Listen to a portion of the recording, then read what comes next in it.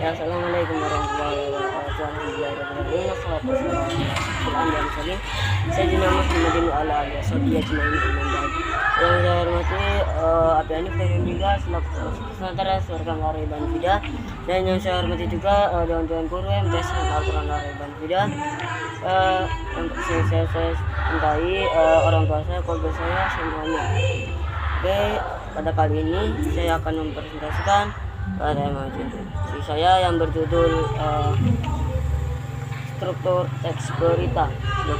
Struktur teks berita ini ada 3, yaitu yang pertama kepala berita. Kepala berita ini adalah bagian awal yang memuat banyak informasi penting. Yang kedua, tubuh berita. Tubuh berita ini berisi penjelasan mengenai informasi yang disampaikan pada bagian kepala berita.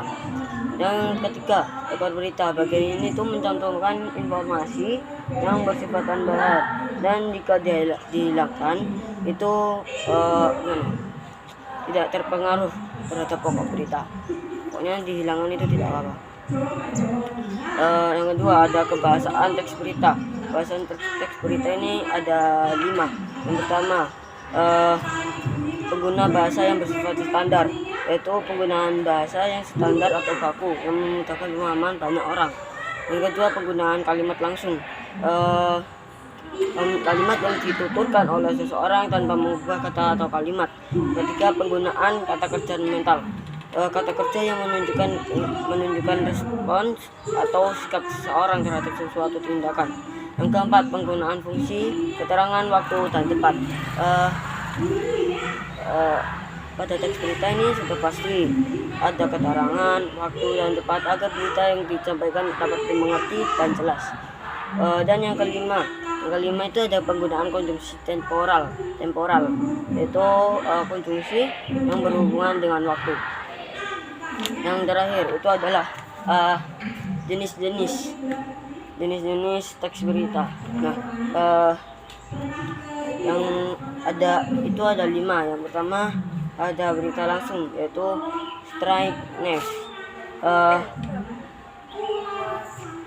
yaitu to the point, yaitu langsung atau jelas, dan pendek, jelas, padat. Yang kedua itu ada berita opinion.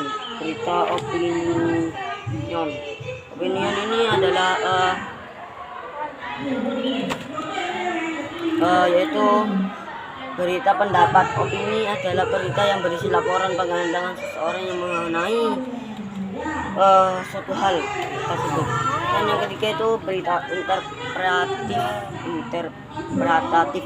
Itu berita interpretatif itu berita yang dikembangkan melalui pendapat atau penilaian oleh orang lain.